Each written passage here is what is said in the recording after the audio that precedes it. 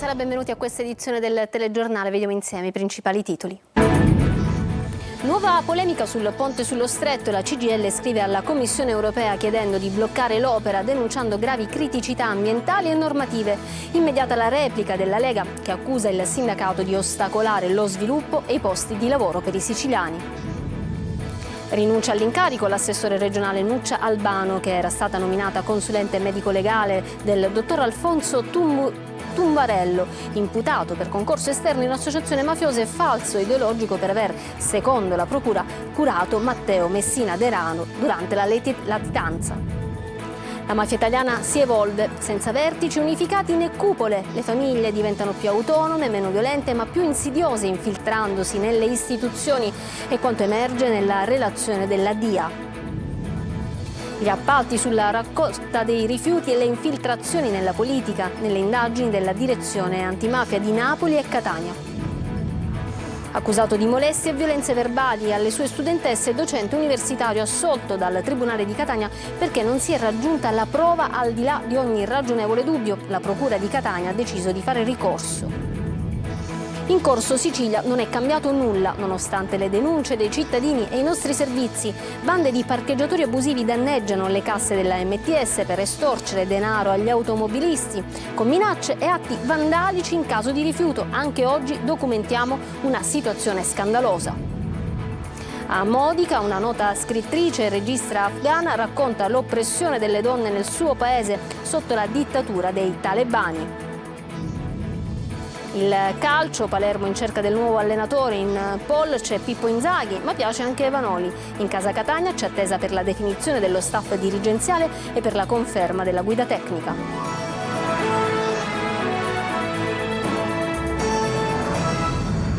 Bentrovati. In apertura il ponte delle polemiche, diatriba che arriva fino a Bruxelles. La CGIL scrive alla commissaria dell'Unione Europea chiedendo di bloccare l'autorizzazione per l'avvio dei lavori. La risposta arriva dalla Lega, così non tutelano i lavoratori. Francesco Triolo. Il ponte sullo Stretto ormai da tempo è terreno di scontro tra favorevoli e contrari all'opera. L'ultimo fronte di polemica aperto è quello della CGIL, che ha scritto alla Commissione europea chiedendo di bloccare l'autorizzazione per l'avvio dei lavori del ponte sullo Stretto. Alla commissaria la CGIL ha denunciato le gravi criticità tecniche, ambientali, normative e sociali connesse all'iter di approvazione del progetto trasmesso qualche settimana fa alla Commissione con la relazione Iropi approvata dal Consiglio dei Ministri. Relazione che secondo il sindacato non soddisfa le condizioni necessarie e sufficienti previste dal diritto comunitario. Alla CGIL ha risposto la Lega attraverso i suoi deputati siciliani Anastasio Carrà e Valeria Sudano. Invece di remare contro gli interessi del paese e dei siciliani, consigliamo al sindacato di usare la stessa solerzia nel tutelare i diritti dei suoi lavoratori, che proprio da quest'opera infrastrutturale avranno solo e soltanto enormi benefici, con posti di lavoro in più, opportunità di crescita e possibilità di sviluppo. Strana questa CGIL, mai dalla parte dei lavoratori, sono le parole dei deputati leghisti. L'assessore regionale alla famiglia, Nuccia Albano, non sarà consulente medico-legale di Alfonso Tumbarello, il dottore di Campobello di Mazara che secondo la procura di Palermo avrebbe avuto in cura Matteo Messina Denaro. Vediamo. L'assessore regionale alla famiglia Nuccia Albano fa sapere di aver rinunciato all'incarico di consulente medico-legale di Alfonso Tumbarello, il dottore di Campobello di Mazara che secondo la procura di Palermo avrebbe avuto in cura Matteo Messina Denaro durante la latitanza e sotto processo con le accuse di concorso esterno in associazione mafiosa e falso ideologico. La sua nomina aveva sollevato polemiche, ma la decisione dell'assessore Albano arriva nel pomeriggio. Per Alfonso Tumbarello la DDA di Palermo ha chiesto la condanna a 18 anni di carcere. La sentenza del tribunale sarebbe dovuta arrivare nei giorni scorsi, invece è stata disposta una maxi perizia informatica e medico-legale. E come se non bastasse, l'assessore pochi mesi fa è stata al centro delle polemiche perché figlia di Domenico Albano, già condannato per mafia. Il suo nome infatti risulta agli atti della sentenza del 1956 sulla strage di Portella della Ginestra del 1947, organizzata dalla banda guidata da Salvatore Giuliano. Domenico Albano sarebbe stato responsabile anche di una serie di delitti commessi negli anni 50 nei territori di Borgetto, Terrasini, Villabate e Baucida. Nuccia Albano ha sempre affermato che il padre è morto quando lei aveva appena 10 anni e di aver saputo solo da grande che aveva avuto problemi con la giustizia. Di contro ha ribadito sempre di essere cresciuta con una madre che le ha sempre inculcato i temi e i valori della giustizia e della legalità. La DIA fotografa la mafia del 2025. A Palermo resistono i mandamenti, nel catanese ancora egemone la famiglia Santapaola Ercolano. Nel messinese cresce una mafia dei colletti bianchi che vede nel ponte sullo stretto una grande opportunità per fare soldi infiltrandosi negli appalti. Ci racconta tutto Malia Viola. Una mafia senza un vertice stabile riconosciuto dalle famiglie, senza un capo e senza neanche una cupola o una commissione. Famiglie sempre più potenti ed autonome fra loro, ma sempre meno violente e che tendono a interferire con la cosa pubblica minando dall'interno lo Stato. È quanto emerge dalla relazione della DIA alle Camere. La direzione investigativa antimafia ha presentato i risultati della lotta a Cosa Nostra nel corso del 2024 ed ha disegnato la situazione di tutte le mafie censite in Italia, non soltanto di quella siciliana.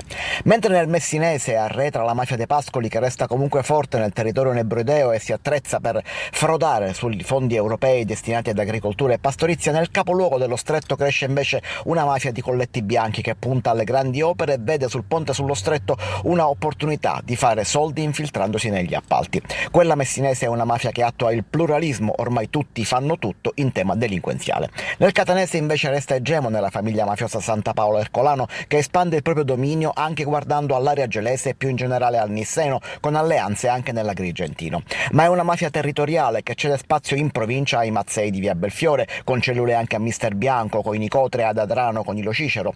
A Caltagirone ci sono i La Rocca, che coesistono con i Cappello Bonaccorsi, con i Cursotti milanesi, con i Laudani, con i Pillera. A Palermo persiste la divisione in mandamenti, stabilita ben prima dei Corleonesi. La città è divisa in 8 zone di influenza, ciascuna delle quali divisa in aree e quartiere gestite da 4 o 5 famiglie a seconda dei territori. 9 invece i mandamenti della provincia.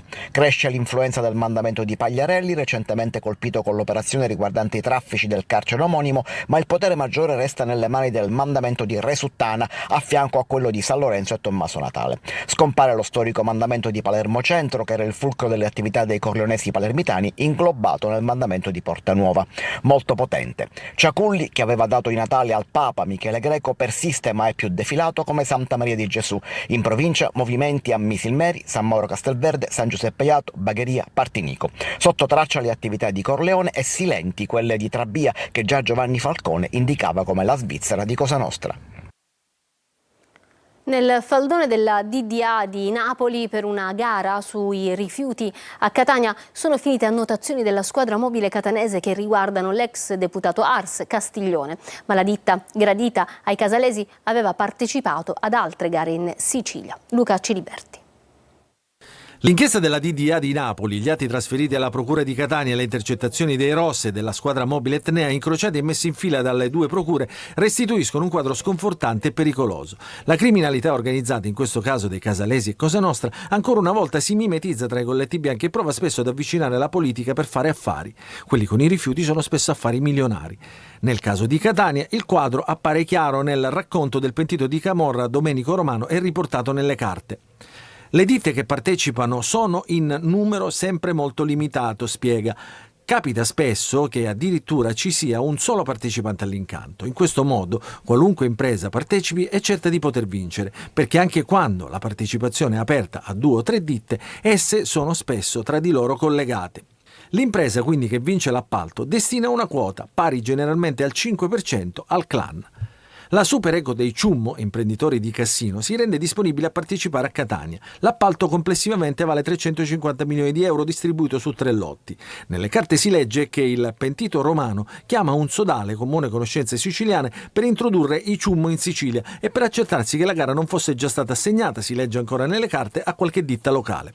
Ed è qui che arriverebbe la prima rassicurazione dell'ex presidente del Consiglio Giuseppe Castiglione. Alla fine la Super Eco si aggiudicherà un lotto da 73 milioni di euro a Catania e parteciperà anche ad altre gare nel territorio. E qui ci si chiede quale sia il ruolo della politica. Ma in generale è molto complicato inserirsi nelle gare che sopra il 1 milione di euro in Sicilia vengono gestite dall'Urega, ufficio regionale per l'espletamento delle gare pubbliche. L'ha toccata senza fare pressione. Docente assolto dall'accusa di violenze sessuali e molestie verbali. Accusato di violenza da 7 studentesse, la procura ricorrerà. Orazio Longo. Se non c'è dissenso non c'è violenza, una sentenza che forse farà discutere quella che vede ad oggetto la pronuncia della quarta sezione del Tribunale di Catania che ha assolto Santo Torrisi, di 67 anni, docente oggi in pensione dell'Università di Catania, facoltà di medicina, accusato di molestie sessuali nei confronti di alcune studentesse. Tra le motivazioni si legge che non aver usato una particolare pressione delle mani nell'appoggiare i palmi al seno non avrebbe prodotto per il semplice fatto in sé un comportamento pregiudizievole. Permangono dei dubbi sull'effettiva invasione della sfera sessuale e del dolo. I giudici convengono sul comportamento censurabile dell'insegnante, ma ritengono che i fatti elencati dalle vittime non bastino per un giudizio di condanna, specificando che seppur sia emersa la prova di un comportamento predatorio o ossessivo, il tribunale deve però distinguere caso per caso se i comportamenti sono sussumibili del reato contestato. Una delle ragazze, ad esempio, non è stata creduta quando ha raccontato che, piegata per raccogliere il libretto degli esami dal pavimento, sarebbe stata avvicinata dal docente con l'intento di molestarla. Il racconto non è stato ritenuto autentico perché in quel momento l'aula era piena di gente. Un'altra ha riferito che mentre si trovava nella stanza del professore, lui le si sarebbe buttato addosso, ma i giudici affermano che non si comprende cosa significhi buttarsi addosso e se ciò abbia coinvolto la sfera sessuale. E ancora, il giorno del compleanno di una delle ragazze, il docente l'avrebbe molestata. Per i giudici appare poco verosimile che, volendole palpare una zona erogena, non abbia fatto alcuna allusione sessuale né abbia utilizzato le dita per palpare. I fatti sono avvenuti tra il 2010 e il 2014 all'ospedale Vittorio Emanuele Ferrarotto, in quel periodo sede distaccata dell'Ateneo. Le motivazioni della sentenza di primo grado pronunciate il 25 febbraio scorso sono state ora depositate. La procura ricorrerà contro l'assoluzione. A Partanna, nell'Agrigentino, un agricoltore è rimasto incastrato sotto il trattore che si è capovolto e in prognosi riservate ed è stato trasferito in elisoccorso al Trauma Center di Villa Sofia.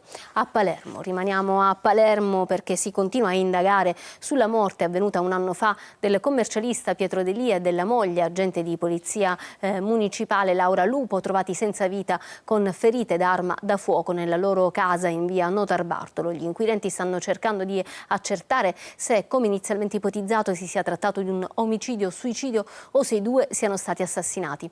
I RIS di Messina, tornati nell'abitazione per riesaminare la scena del crimine, hanno disposto il sequestro di alcuni oggetti in casa della figlia della coppia che abita nello stesso stabile.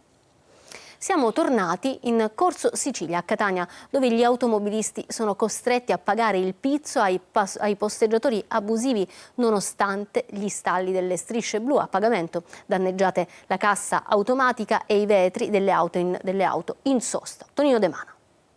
Hanno direttamente danneggiato la cassa automatica della MTS per mettere fuori uso il POS e per continuare a chiedere monetine agli automobilisti, intascando una cinquantina di euro ciascuno. Una sorta di pizzo sulle strisce blu tra Corso Sicilia e via Sturzo che fa gola a bande di extracomunitari che, indisturbate, presidiano il parcheggio. E se non paghi sono dolori, tanto i soldi li esci lo stesso, ma per aggiustare il finestrino. 2 vetri in frantumi su quest'auto. Il primo, forse nel tentativo di aprire questa portiera. Forse non sono riusciti e allora hanno rotto l'altro finestrino, tutto sotto la telecamera di videosorveglianza. Nonostante la presenza delle nostre telecamere, prosegue l'illecita attività di controllo dell'area di sosta con pressanti richieste di denaro o tentativi di approccio alla macchinetta. Qualcuno, intuito l'andazzo, scarica la colpa ai catanesi, come fa questo ragazzo di colore che punta il dito contro alcuni personaggi del luogo, colpevoli di aver rotto il vetro della macchina in questione. Politica sistema, quindi io sono persona di politica, non posso dare a te, tu stare qua. E io stare come te qua, è uguale. A dirimere tutto potrebbe essere il filmato della telecamera che vedete posta esattamente di fronte al SUV danneggiato. Si vedrà. Intanto la questione sicurezza agita il sonno di automobilisti e residenti. Che commento vuole fare? Purtroppo ormai questa è una zona franca ormai da tutto. Il problema non sono le prostitute che magari la sera alle 3 di notte vengono qua, è tutto quello che gira attorno. È diventata anche pericolosa di giorno girare qua in centro città. Io ad esempio con mia moglie e il bambino mi spavento per uno scippo, se trovo la macchina danneggiata, ci sono sempre macchine danneggiate. Sinceramente la situazione mi sta incominciando a fare pensare, a preoccuparmi. A me mi è costato quasi 300 euro di riparazione per fregarsi una radio senza frontalino. Bande di extracomunitari invece presidiano il parcheggio di AMT. Sì, questo l'ho visto anche di giorno, ma già è una cosa che è stata segnalata più volte. Siamo in condizione ovviamente sia di sicurezza dal punto di vista di immagine e di igiene che non ce la facciamo più. Amo Catania, vengo spesso, vengo volentieri, però queste cose mi lasciano l'amaro in bocca, E noi non smetteremo di vigilare e di documentare. A più di un mese dalla strage, le indagini sulla tragica sparatoria di Monreale continuano. Si cercano ancora altri complici. Gli investigatori vogliono accertare quanti ragazzi dello Zen abbiano partecipato alla rissa e alle revolverate. Marco Gulla. È passato un mese da quel tragico 27 aprile e ancora sulla strage di Monreale ci sono tanti vuoti, mancano tanti tasselli e le indagini per capire chi ha partecipato alla sparatoria, oltre ai 3 ragazzi dello Zen arrestati, sono ancora in corso. Chi ha partecipato alla rissa? Chi ha aiutato i 3 nella fuga? Gli altri ragazzi arrivati dallo Zen erano a Monreale o sono andati via prima della sparatoria? Tutte domande che ancora necessitano di una risposta. Le indagini devono compiere il loro corso, come è giusto che sia, riaffermando piena fiducia nei confronti di chi indaga e delle forze dell'ordine. Certamente resta la scia di sangue e di dolore di questo tragico evento di Monreale. È giusto, la richiesta di giustizia e la richiesta di sicurezza è una richiesta che facciamo nostra, in questo senso tutto il sistema deve reagire a una diffusione delle gang giovanili e della violenza giovanile. Monreale vuole la verità, la chiede anche tramite il gruppo creato su Facebook Giustizia per Andrea, Massimo e Salvo. I post dei familiari sono struggenti, come quello della fidanzata di Andrea Miceli che su Facebook scrive: amore mio, ancora mi sveglio sperando che sia stato solo un brutto sogno. Non sei più accanto a me, ma ovunque io vada, sei dentro di me. Catania in manette 2 giovani per una rapina in centro storico. Anche in questo caso uno degli arrestati era ai domiciliari con l'obbligo del braccialetto elettronico. La vittima, ferita alla gamba con un'arma da taglio. Tonino De Mana. Avevano fatto un giro nel centro storico di Catania, ma la tranquilla serata si è conclusa con un'aggressione in piena regola. Ad effettuarla 2 giovani, entrambi di 26 anni, che sono stati fermati dalla polizia per rapina aggravata dall'uso delle armi e lesioni personali e tentata rapina.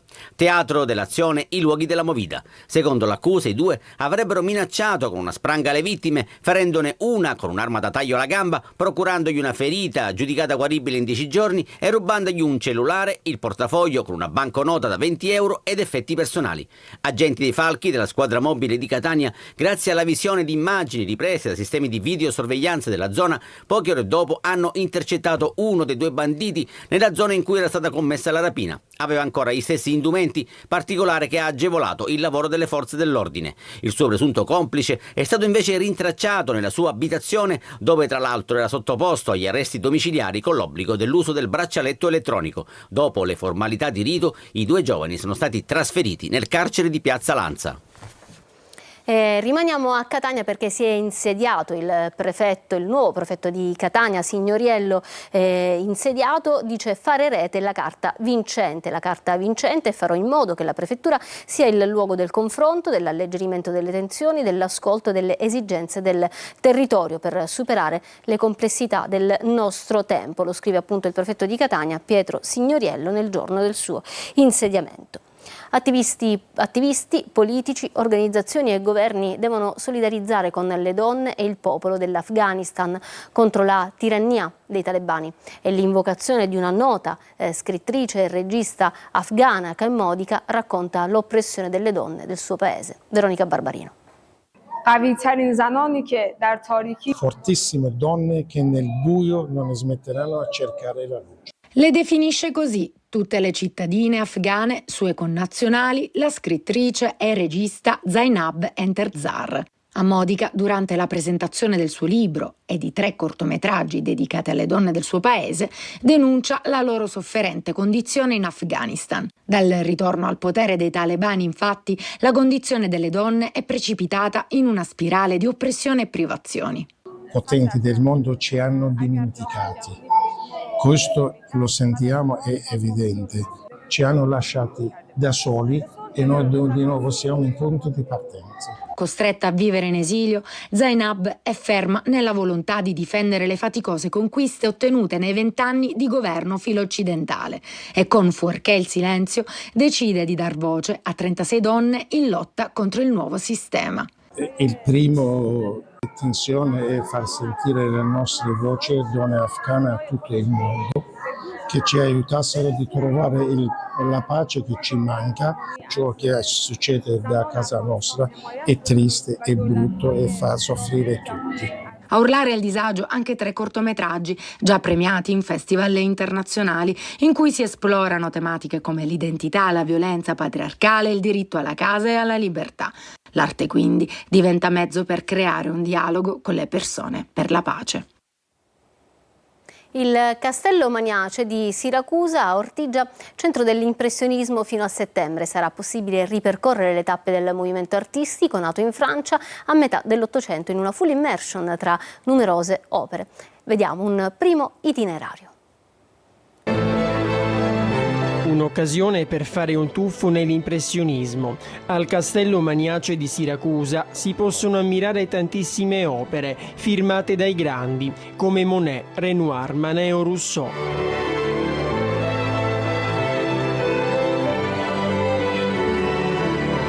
Al centro della mostra vi sono i capolavori impressionisti, ma c'è anche un prima e c'è anche un dopo, quindi prima sezione con tutte le opere che riguardano i maestri di Barbizon a cui loro si sono ispirati e l'ultima sezione dove ci sono tutte le opere che sono state influenzate dagli impressionisti. Una location scelta non a caso, qui si incontrano storia millenaria e innovazione pittorica, un ponte tra passato e modernità.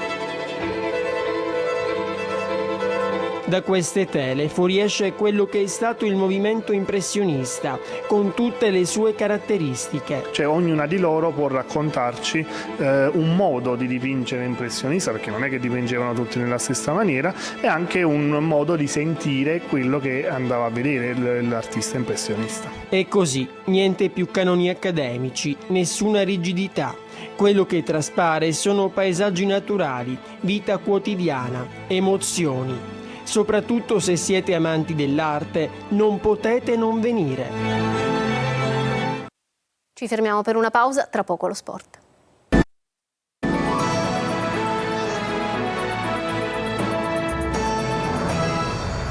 Ritorniamo in studio con lo sport. Palermo al lavoro alla ricerca del nuovo allenatore. In poll adesso c'è Pippo Inzaghi. Piace anche Vanoli, ormai in rotta con il Torino. Marco Gulla. In attesa dell'ufficialità della rescissione contrattuale di Alessio Dionisi, il Palermo è alla ricerca del suo nuovo allenatore. Il club rosanero spinge forte per Pippo Inzaghi. Si parla di un interesse concreto per l'allenatore che potrebbe clamorosamente chiudere il suo rapporto col Pisa dopo averlo portato in Serie A. Oggi il summit col club per capire il futuro, con Inzaghi che chiederà circa 6 innesti per la stagione. Palermo pronto a offrire un triennale. Non solo Inzaghi, il club rosanero sarebbe anche sulle tracce di Alberto Gilardino e anche di Paolo Vanoli, ormai in rotta con il Torino. Il tecnico granata però vorrebbe restare in Serie A. Sono giorni intensi anche perché il Palermo ha fretta di chiudere per il nuovo tecnico e iniziare quindi i movimenti di mercato. In uscita, momento di riflessione per Gomez, sicuramente uno dei pochi a salvarsi dopo una stagione fallimentare. Il centrocampista francese attende eventuali avance dalla massima serie. Nel frattempo continua la contestazione a distanza dei tifosi rosanero che con uno striscione hanno apertamente criticato alcuni calciatori del Palermo che dopo il rompete le righe hanno giocato a padel. Ed è un momento particolare per i club siciliani di Serie C. C'è da programmare la prossima stagione, ma non per tutti è cosa immediata. A Catania si attende di conoscere il futuro del direttore sportivo Faggiano e del tecnico toscano Triolo.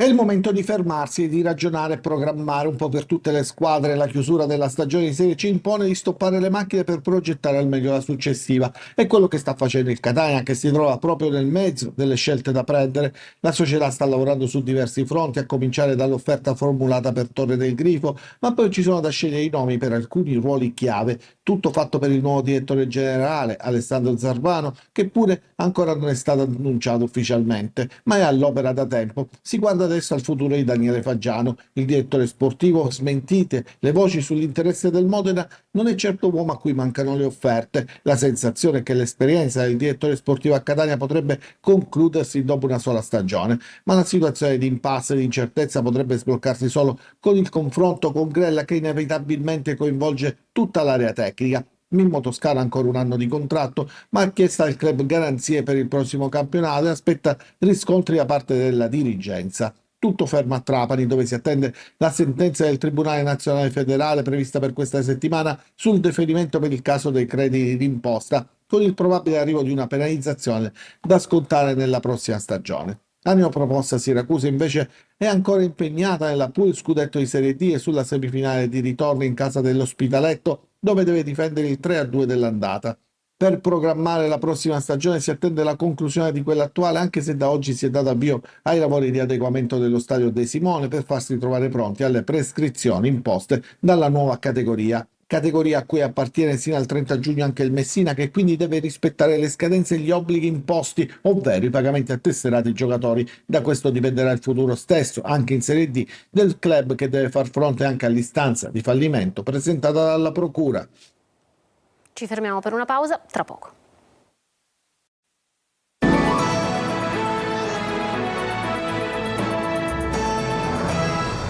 Prima di chiudere, una notizia appena battuta dalle agenzie: migranti a giudizio l'equipaggio della Mare Ionio. Il GUP del Tribunale di Ragusa ha rinviato a giudizio tutti gli imputati del caso Mare Ionio. Gli imputati devono rispondere del reato di favoreggiamento dell'immigrazione clandestina, aggravato dal trarne profitto. Bene, con questa notizia noi ci fermiamo. Grazie per essere stati con noi, da parte mia e dei tecnici della regia ovviamente. Un arrivederci, buon proseguimento di serata.